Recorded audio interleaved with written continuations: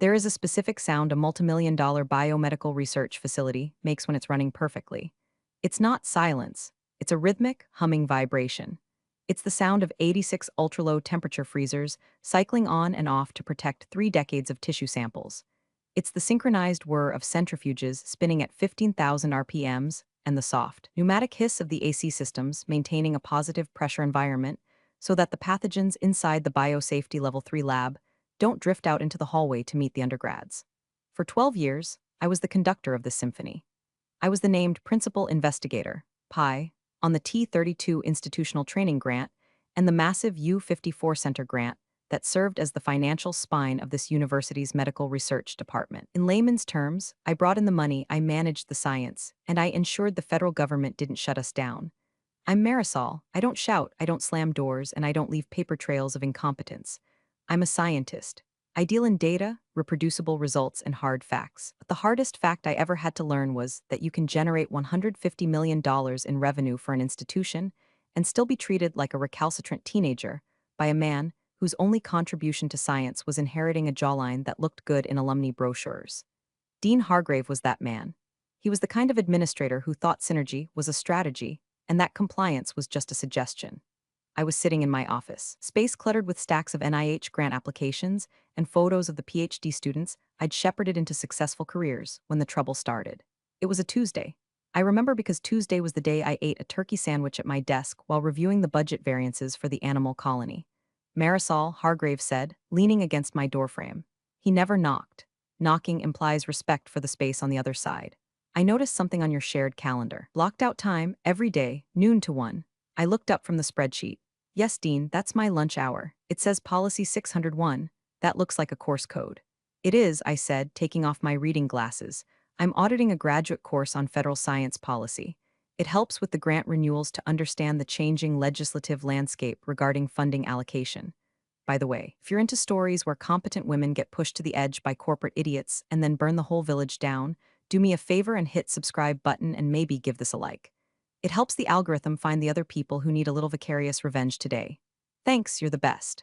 Hargrave frowned, a look that crinkled his perfectly tanned forehead. During the workday, during my unpaid lunch hour, I corrected him gently. I eat while I listen to the lecture.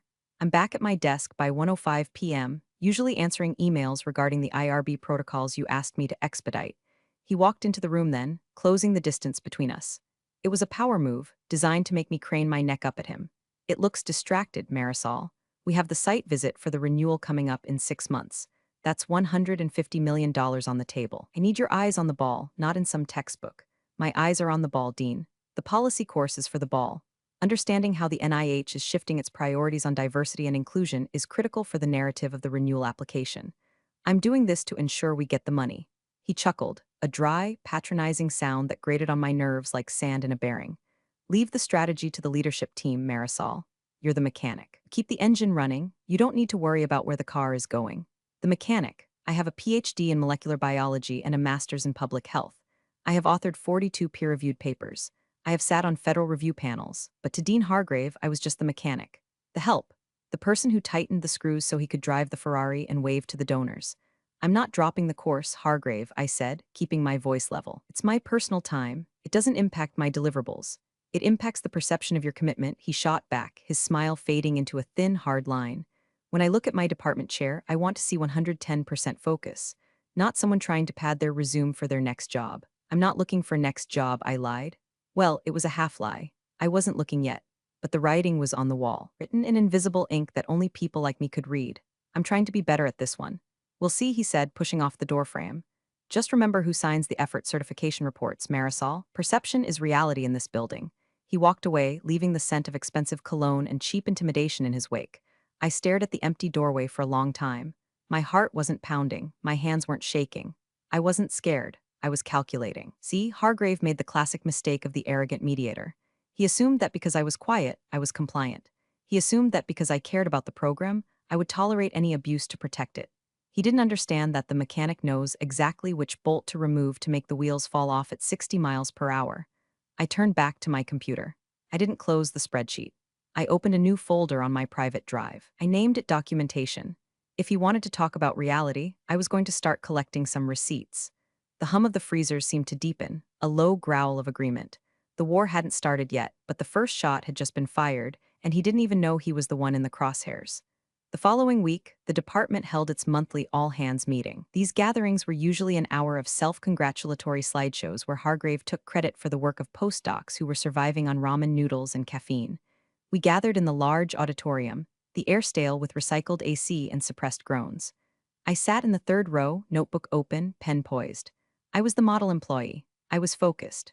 Hargrave took the podium, flashing that megawatt smile that probably secured more donations than our actual cancer research data. Great quarter, everyone, he boomed. Really spectacular effort across the board. He clicked to the next slide. It was a picture of Kyle, a junior principal investigator who had been with us for barely 2 years. Kyle was 29, wore vests over t-shirts, and had a habit of borrowing my lab technicians without asking. I want to give a special shout-out to Kyle, Hargrave said, beaming. Kyle has just launched his own biotech consulting firm on the side.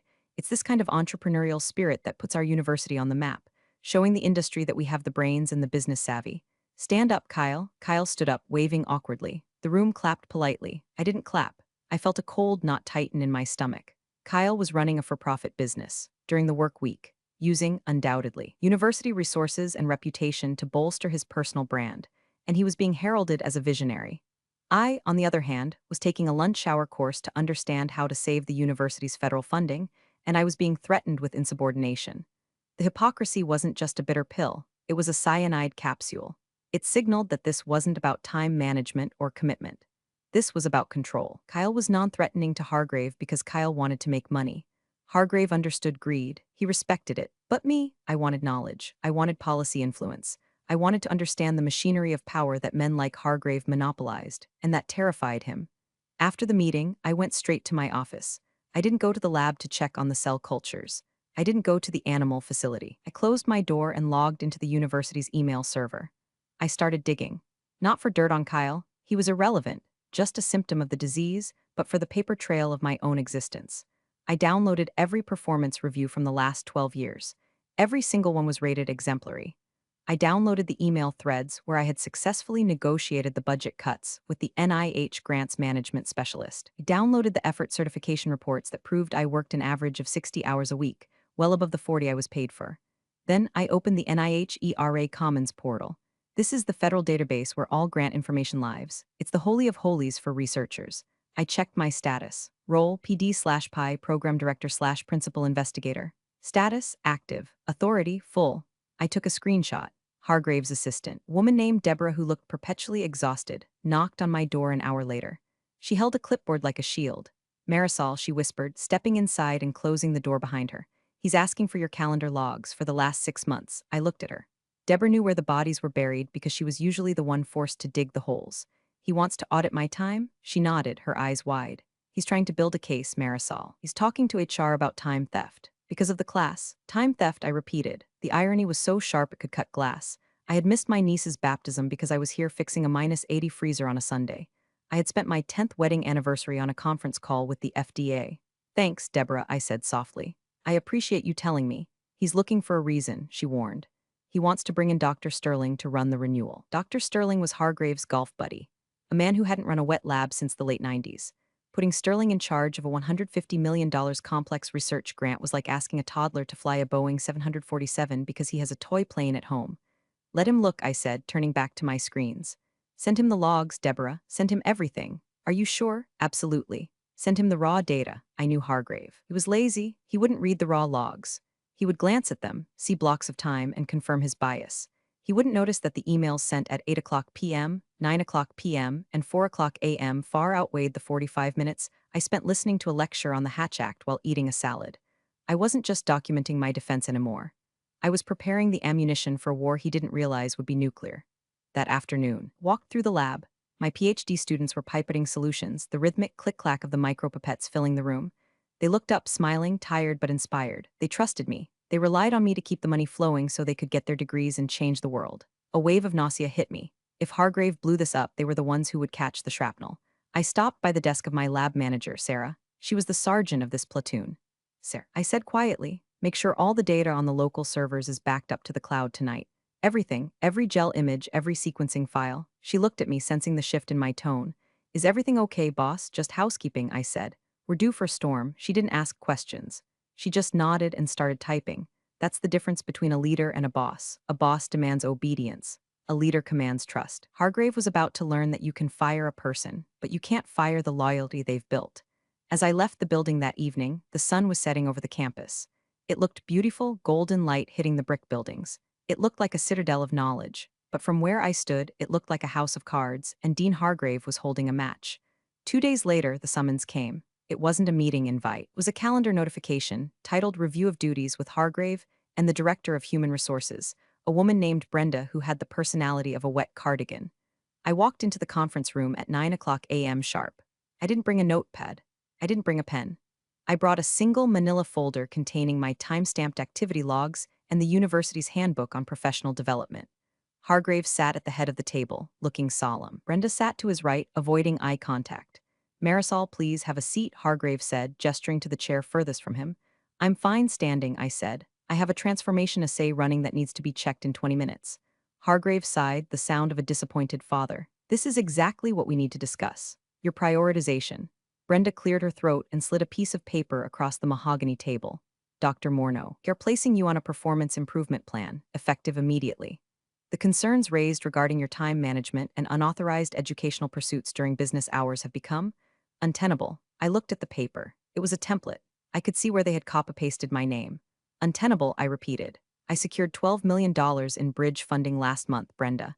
Is that untenable? Revenue generation does not excuse policy violations, Brenda recited, likely reading from a script in her head. The dean feels your focus is fractured. The PIP requires you to cease all non-work-related coursework immediately and submit a daily hour-by-hour log of your activities for the next 60 days. And if I refuse, I asked. Hargrave leaned forward. Then we will have to discuss your future at this institution, or lack thereof. This is about the lunch class? I asked, looking directly at him. Really? It's about insubordination, Marisol, Hargrave snapped, his mask slipping. I told you to drop it. You didn't. You challenged my authority on my floor. You think because you bring in the grants you're untouchable, but you're not. The university owns the grants. The university employs the staff. You are just an employee. The university owns the grants, I said slowly, testing the weight of the words. Is that your understanding, Dean? That the NIH awards money to the building, not the scientist? The award is to the institution, he said smugly. You are replaceable. There it was, the fatal error. He truly believed that the science happened by magic and that the millions of dollars flowing in were due to the prestigious letterhead, not the brain managing the complex web of federal regulations, animal welfare protocols, and scientific aims. I see, I said. So to clarify, drop the class or be fired. We prefer the term separated. Brenda added helpfully. I'll need to think about it, I said. You have 24 hours to sign the PIP, Hargrave said. Make the right choice, Marisol. Don't throw away a career over a hobby. I walked out. I didn't go to the lab, I went to the server room. Technically, I wasn't supposed to be in there without IT, but I had the master key because the temperature sensors for my samples were routed through there. I let myself in. The room was cold and loud with the roar of cooling fans. I wasn't there to sabotage. I'm not a vandal. I was there to protect myself. I initiated a full export of the regulatory compliance drive. This wasn't the scientific data that belonged to the university, technically. This was the record of my work as the PI. The Institutional Review Board (IRB) approvals, the Institutional Animal Care and Use Committee (IACUC) protocols, biosafety level certifications. These documents were legal affidavits signed by me, attesting that I was overseeing the safety and ethics of the research. If I wasn't the PI, I couldn't be responsible for them. And if I wasn't responsible for them, they were invalid. I copied everything to an encrypted external drive. As the progress bar crawled across the screen, my phone buzzed. It was a text from Sarah, my lab manager. Hargrave just toured the lab with Dr. Sterling. Sterling asked if we could consolidate the mouse colonies to save space. He wants to put the immunocompromised mice in the general population room. I stared at the screen. Putting immunocompromised mice in a general room would kill them within days. It would ruin 3 years of genetic breeding. It was scientifically illiterate. What did you tell him? I texted back. I told him that would kill the models. He told me that he's the incoming strategic director and I should worry about cleaning cages. My hand shook, not from fear, from rage. They weren't just coming for me, they were coming for the work. They were going to dismantle a decade of progress because Sterling wanted to save space for his ego and Hargrave wanted to prove a point. The download finished. I pulled the drive. I knew what I had to do. Signing the PIP was an admission of guilt, was a collar around my neck. If I stayed, I would be micromanaged into insanity, and eventually fired anyway once they felt they had transferred enough of my knowledge to Sterling. I wasn't going to give them the time. I walked back to my office. I looked at the photos of my team. I looked at the whiteboard covered in molecular pathways. I was going to lose this battle. I knew that. But I was going to make sure that winning it cost Hargrave everything he valued. I sat down and typed a single email. Not to Hargrave, to the registrar's office. Please confirm my enrollment in Policy 601 for the remainder of the semester. I will not be withdrawing. Then I waited. The next morning, my badge didn't work on the parking garage reader. It flashed red. Access denied. I wasn't surprised. I reversed my car, parked in the visitor lot, paid the $25 daily rate, and walked to the building. A security guard at the front desk, a man named Earl who I'd baked cookies for every Christmas for 10 years, couldn't look me in the eye. They told me to send you straight to admin, Dr. Morneau, he mumbled, looking at his shoes. Sorry. It's okay, Earl, I said. You're doing your job. I took the elevator up to the dean's suite. The hallway felt longer than usual. The silence was heavy. Hargrave and Brenda were waiting. The door was already open. There was a cardboard box on the table. You didn't sign the PIP, Hargrave said. He sounded almost gleeful. No, I said. I didn't. Then you've left us no choice, he said, smoothing his tie. Effective immediately, your employment with the university is terminated for insubordination and failure to adhere to university policy regarding time allocation. Terminated, I said. The word hung in the air. It will allow you 15 minutes to collect personal effects from your office, Brenda said, reciting her lines. Security will escort you. You are not to access any computers. You are not to speak to staff. And the grant? I asked.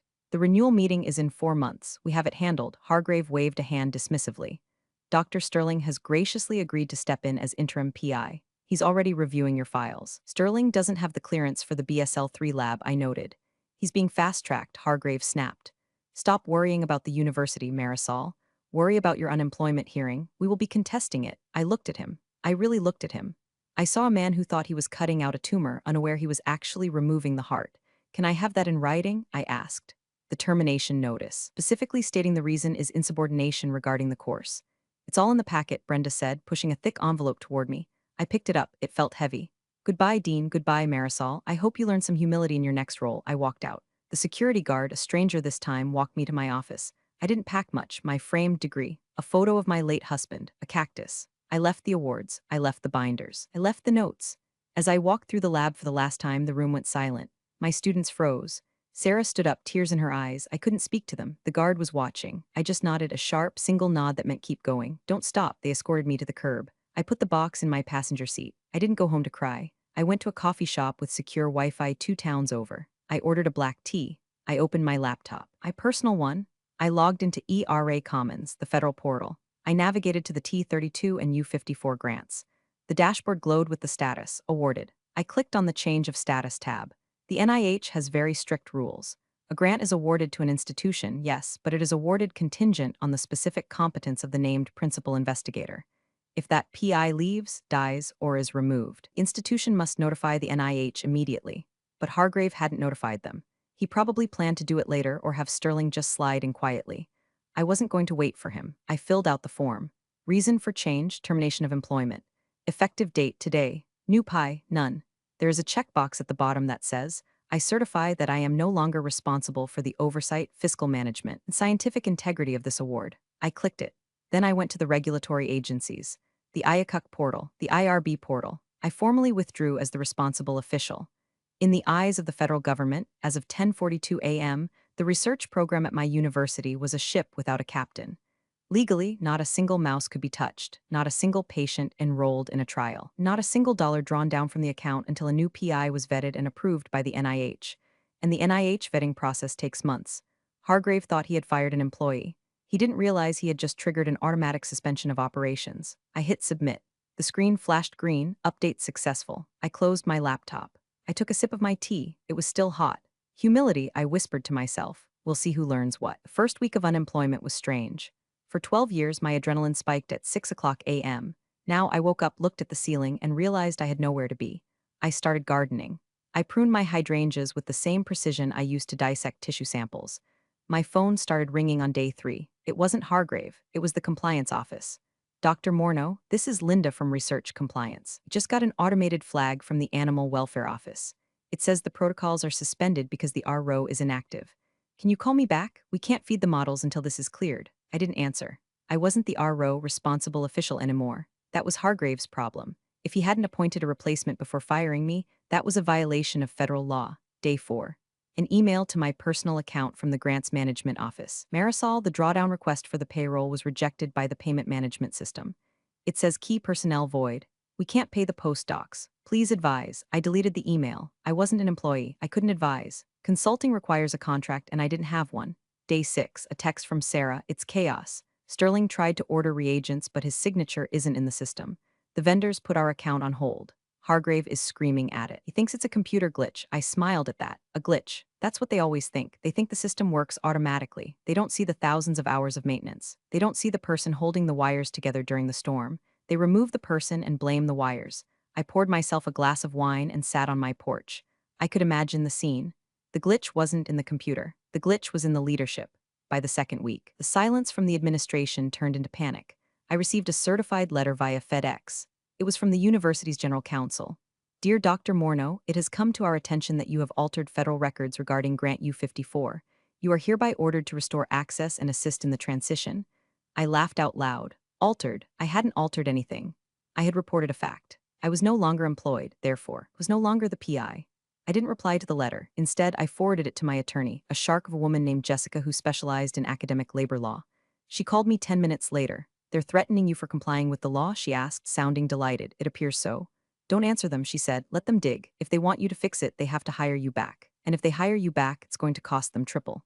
I don't want to go back. Jessica, good, she said. Then we watched them burn. I spent the next month quietly interviewing. I didn't apply to job postings. I reached out to my network. The world of high-level biomedical research is small. Word had gotten out that I was available. The rumors were wild. Some said I had embezzled money. Some said I had a nervous breakdown.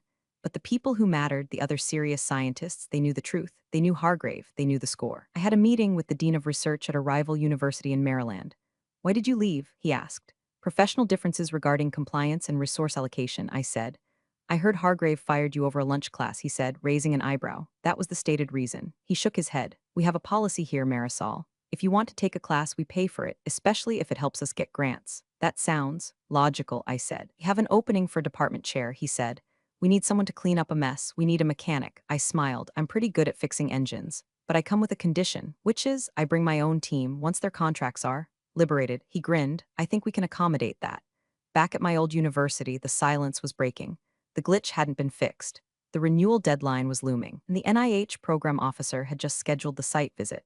Hargrave had appointed Sterling as the interim PI in the university system, but he hadn't gotten the NIH approval yet. He assumed it was a rubber stamp. He was about to find out that the NIH doesn't use rubber stamps. They use microscopes, 2 months post-termination. The university was bleeding, but they were trying to hide the wound with Band-Aids. Sarah kept me updated through encrypted messaging apps. Sterling told us to just keep working despite the protocol suspension, she texted. He said he'd backdate the paperwork once the NIH approves him. I stared at the phone. Backdating federal compliance paperwork is a felony. It's fraud. Sterling wasn't just incompetent, he was dangerous. Don't do it, Sarah, I replied. Document that instruction. Do not sign anything. I'm not. But the postdocs are scared. They need the data for their papers. The tragedy of academia is that the most vulnerable people are the ones who get crushed by the egos at the top. Meanwhile, the university was preparing for the $150 million grant renewal site visit. This is a theatrical event. The NIH flies in a team of experts, peer reviewers, program officers, budget analysts. They tour the labs, they interview the staff, they look at the books. Hargrave was in full PR mode. He was boasting to the faculty senate that the transition was seamless. He claimed that under Sterling's leadership, the department was streamlining operations.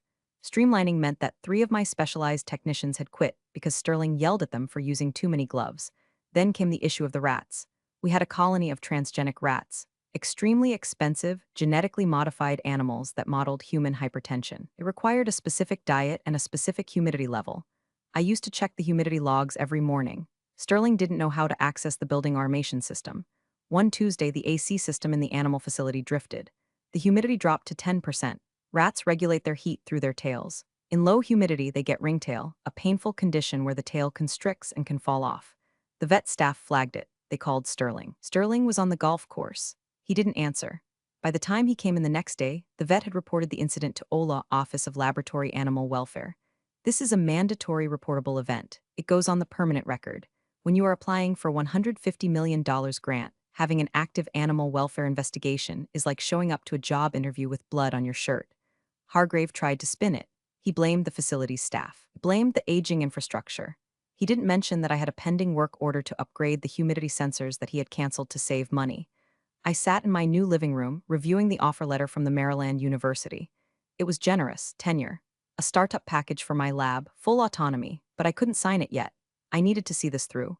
I needed to see the moment the truth hit them. The date of the site visit arrived. I knew the schedule because I had written the original draft of it 6 months ago. 9 o'clock a.m., welcome breakfast. 10 o'clock a.m., leadership overview. 11 o'clock a.m., compliance review. The compliance review, that was the kill zone. I wasn't there, obviously. But I knew who was leading the NIH team. Dr. Evans. Dr. Evans was a former military surgeon. He didn't like charm. He didn't like slideshows. He liked paperwork. He liked rules. I imagined the scene. Hargrave in his best suit, Sterling sweating in his vest. Dr. Evans opening the binder. I poured a cup of coffee. The clock on the wall read 10:55 a.m. Showtime, I whispered. I wasn't in the room, but I can tell you exactly what happened. I know because Dr. Evans sent me an email 3 days later, and because Sarah was in the back of the room, taking notes like a war correspondent. The conference room was set up with pastries that cost more than a grad student's weekly stipend. Hargrave sat at the head of the table, flanked by Sterling and the provost. Dr. Evans walked in. He didn't touch the pastries. He placed a single, thick file on the table. "Good morning," Evans said. His voice was dry like old paper. "Let's skip the presentation. I've read the application." Hargrave's smile faltered. "Of course. Just wanted to highlight the new strategic direction." "The application lists Dr. Marisol Morneau as the principal investigator," Evans said, opening the file. "I don't see Dr. Morneau." "Ah, yes," Hargrave said, leaning back, projecting confidence. "We have had a leadership transition. Dr. Morneau is no longer with the university. We have appointed Dr. Sterling as the interim PI. He is fully up to speed." Evans didn't look at Sterling. He looked at the paper in front of him. "I checked the ERA Commons this morning," Evans said. "Dr. Sterling is not listed as the PI on the award. It's pending approval," Hargrave said quickly. "Just a formality." "It's not a formality," Dean Hargrave, Evans said. "It is a legal requirement.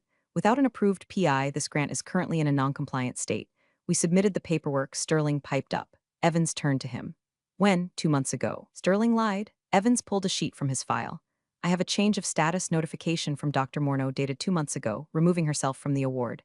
I have nothing from the university nominating you until last week." The room went cold. Hargrave glared at Brenda. Brenda looked at her shoes. They had forgotten. In their arrogance, they assumed they could just swap names in the slide deck and the government wouldn't notice.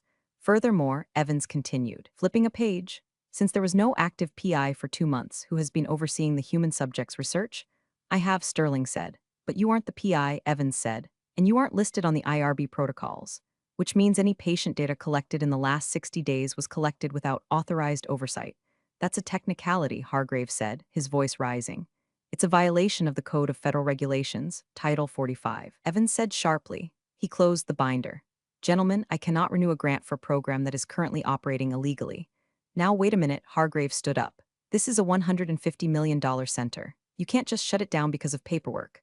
"I'm not shutting it down because of paperwork," Evans said, standing up as well. "I'm shutting it down because you fired the only person who knew how to run it. And you were too arrogant to realize she took the keys with her." "We can fix this," the provost interrupted, looking pale. "We can get Marisol back." Evans paused. He looked at Hargrave. Then he looked at the empty chair where I should have been. "I suspect," Evans said, "that ship has sailed. And frankly, based on what I've seen of your strategic direction, I wouldn't blame her." He picked up his file. "The renewal is denied. You will receive the formal notice of termination of funding within 48 hours. I suggest you start preparing your close-out reports. You have 30 days to shut down the labs." He walked out. "Sarah texted me at 11:15 a.m. He denied it. It's over." Hargrave is screaming. "The provost looks like he's having a stroke." I sat on my porch. A bird landed on the feeder I had just filled. It chirped, a happy, oblivious sound. I didn't feel happy. I didn't feel sad. I felt the specific, cold satisfaction of an equation balancing out. Force equals mass times acceleration. Stupidity equals arrogance times consequence. The collapse was fast. It wasn't a slow decline, it was a cliff drop. The notice of award, termination, arrived via email the next day. It was CC'd to the university president. $150 million. Gone. Overhead costs, the money the university keeps for lights and administration. Gone. Salary support for 45 faculty members. Gone. The provost suspended Hargrave pending an internal investigation. It was a nice gesture, but it was like putting a Band-Aid on a decapitation. The real tragedy wasn't in the administrative offices. It was in the labs. Because the funding was pulled immediately, the animal colonies had to be reduced. That's the polite euphemism. I drove to the campus that Friday. I couldn't go inside, but I met Sarah in the parking lot. She was crying. They made us euthanize the hypertension line, she sobbed. 6 years of breeding, gone in an hour. Sterling didn't even watch. He sent the vet text to do it. I held her. I felt a deep, burning sorrow for the waste of it all. Not for the money, for the knowledge, for the potential cures that were now just ash in an incinerator because a man in a suit felt threatened by a woman with a plan. I'm sorry, Sarah, I said. I'm so sorry. It's not your fault, she said, wiping her face. You protected us as long as you could. Pack your things, I told her. And tell the postdocs to pack theirs. Don't sign any severance agreements. Why? Because you're not staying unemployed, I said. I signed the offer with Maryland this morning. I'm the new chair of the Department of Molecular Medicine, and I have 5 open lines for technical staff and budget for 3 postdocs. Her eyes widened. You're taking us? I'm taking the talent, I said. Hargrave can keep the furniture. The fallout continued for weeks. The local news picked up the story. Major research grant lost due to compliance failures. They didn't mention the lunch class. They mentioned administrative mismanagement. Hargrave tried to spin it one last time. He gave an interview saying that regulatory burdens were stifling innovation. Dr. Evans, bless his heart, gave a quote to the Washington Post. The NIH supports innovation. We do not support negligence. The failure at this university was a failure of leadership, plain and simple. Hargrave was quietly asked to resign. He retired to spend time with his family. I'm sure his family was thrilled. Sterling was demoted back to assistant professor. His consulting firm was investigated for conflict of interest. Turns out he was using university data to pitch to investors. He was fired 6 months later, but the damage was done. The center was hollowed out. The hallways where we had made discoveries were dark. The freezers were unplugged, their doors left open to prevent mold. The hum was gone. It was a graveyard. I sat in my new office in Maryland. It was bigger. The window looked out over a grove of trees. My phone rang. It was the provost from my old university.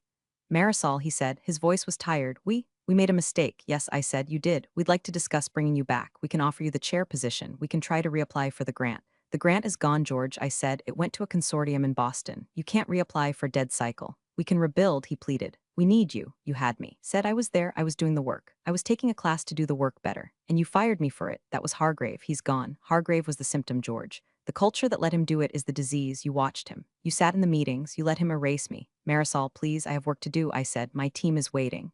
Goodbye, George. I hung up 6 months later. My new lab is up and running. The hum is back. The freezers are cycling. Centrifuges are spinning. Sarah is the lab manager here. She got a 20% raise. The postdocs are happier. The culture here is different. They respect the work. I still take my lunch hour. I finished Policy 601. I got an A. I'm now enrolled in a course on executive leadership in science. My new dean saw it on my calendar. He didn't call HR. He sent me a book recommendation. I heard from a friend back at the old place. The building is half empty. They're renting out the lab space to a cosmetic testing company to make ends meet. The Center for Excellence is now testing anti-aging cream on beagles. It's tragic, but it's not my tragedy. Sometimes, I think about Hargrave. I wonder if he understands what happened. I wonder if he realizes that he didn't lose $150 million because of a rule. Lost it because he couldn't stand the idea of a woman knowing more than him about how his own car worked. He thought I was insubordinate. I wasn't insubordinate. I was indispensable, and he was too stupid to know the difference. There's a saying in mechanics, if it ain't broke, don't fix it. But there's a corollary that people forget. If you break it on purpose, don't expect the person you fired to come back and glue it together. I walked out of my office and down the hall. The students waved. The data was flowing. The NIH had just invited me to sit on a high-level advisory council for future funding. I checked my phone, a text from an unknown number. Hope you're happy. I looked at it. I didn't block the number. I wanted him to be able to reach me, just so he could know I was reading it and choosing not to reply.